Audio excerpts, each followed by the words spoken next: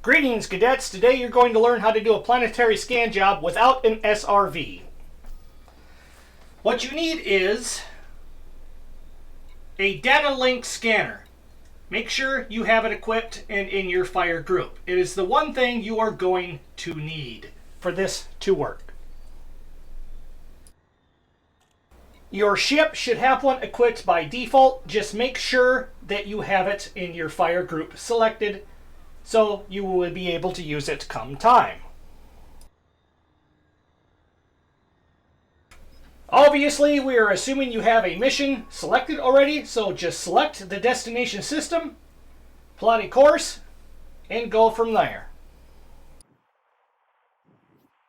Today, we will be using an Imperial Courier as a training ship because it is fast and good at running away. If there's anyone that's good at running away, it is the Imperials. This is a new ship to us and our training commander at the time of this recording. And as you can see, here's a shot of our training commander. Isn't he handsome? The first order of business should be to fly to your destination mission system. This should be self-explanatory to you by now. However, we are going to show you this sweet fly through the mailbox technique that you should not do. It's technically illegal, but we all know you're going to do it anyway. But we are going to cut ahead to the destination system. Once in the system, if you are not lucky enough for the location to pop up automatically, as in you are close enough to it, as in it is close enough to the star, fly to the navigation beacon. However, you can see our training commander is lucky enough to have dropped out close enough to the location of the outpost we need to scan. You can go into navigation, find it, it'll be blue, and just navigate there. Once you get there it is right there. And if you get close enough, once you are close enough to the planet or the moon, you should be able to see the point of entry, which we will show you in a moment. However, we are going to cut out the fat.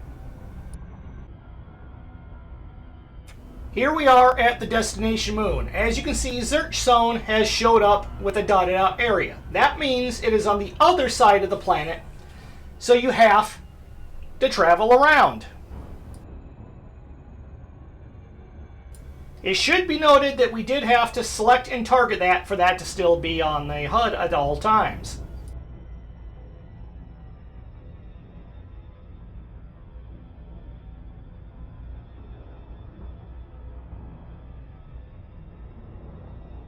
Now, a lot of people have asked me, how do you enter a planet? How do you fly to a planet? You should know this already, being a freaking pilot of the Federation, but we're going to go over it here. You want to get the glide slope just a little bit right. You don't want it to go flying straight down.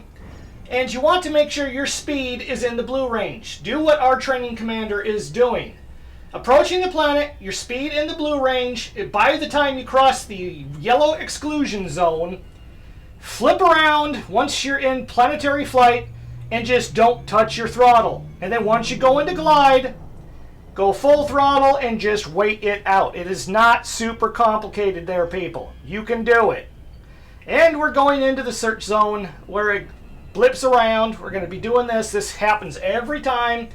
Just do your best to follow it on the way down.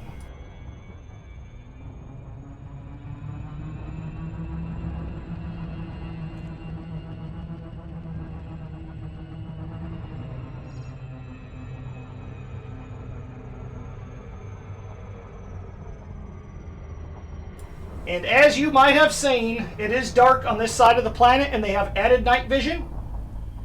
And our training commander does have it active. By all means, use it if you need to. It's a very powerful tool. Works much better than the headlights. And now we are in glide, and the search zone will keep to jumping around. In all honesty, it's just complete bullshit, and it's a way to hide the spawning of the outpost to your eyes. Once the search zone whips behind you damn near 180 degrees and you have to do a hard 180, that will be where it's going to be. That will be how you know you're over this bullshit once and for all. as seen right here in about 1 second. And whoop-de-doo, there she goes. No way in hell you could follow that, could you, cadet? And sure as shit, there's the outpost. Okay, here's where the fun begins.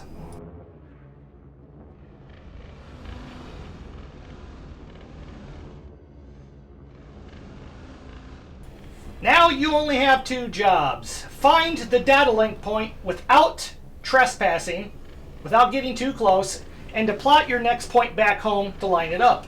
This is easier with a fighter, finding the access point anyway, but we do not have one. So we have to do it the old-fashioned way and actually zoom in and look. You see, our commander has found the data link point, so what he's going to do is he's going to plot a route back to his home system, assuming he can freaking find it. There we go, and we lucked out, and the next jump back is on the other side. So all we have to do is go in, scan, and run. At this point, it's very important that you have your hard points deployed and your data link scanner selected. Most people forget to deploy their hard points and they screw up. Now, you only have to lock the scan point or the data link, and it's kind of a pain in the ass, but you have to do it.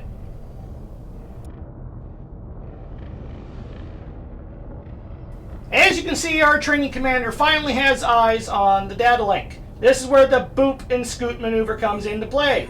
Basically, just boop the damn thing, hit it with the nose of your ship. That's how close you gotta be.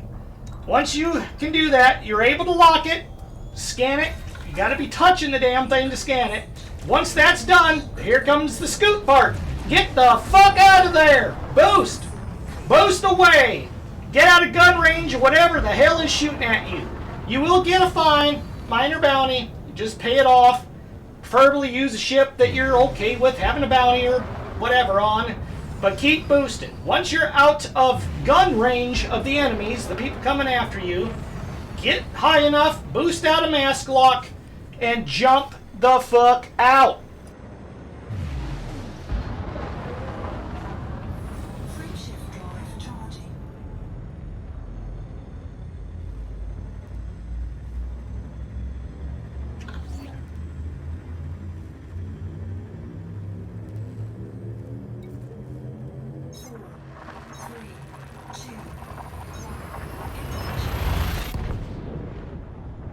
You should not have to worry about this at this point, but you can double check to make sure the mission was a success, as our training commander is doing right here.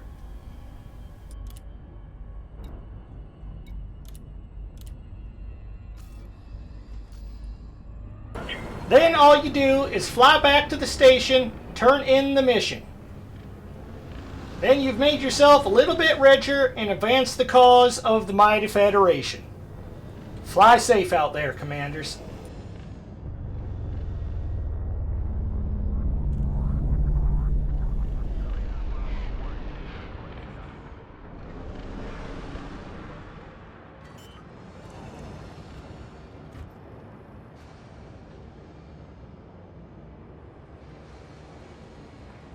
Landing gear deployed. Pilots, do not block the access corridor at any time.